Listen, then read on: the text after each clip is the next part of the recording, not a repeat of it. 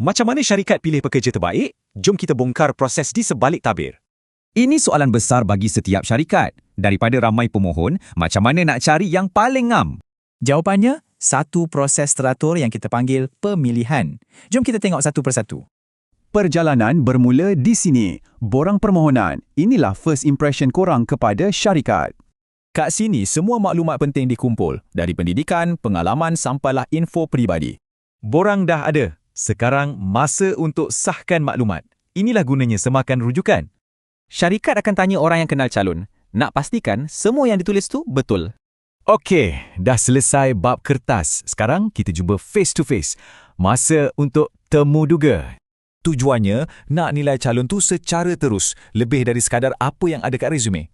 Dekat sinilah cara komunikasi, personaliti dan keserasian dengan pasukan akan diuji. Dan langkah terakhir, ujian. Nak tengok skill sebenar calon, bukan setakat cakap kosong. Ujian ni sahkan sama ada calon betul-betul boleh buat kerja yang ditawarkan tu. Jadi kenapa sampai 4 langkah? Jom kita tengok gambaran besarnya.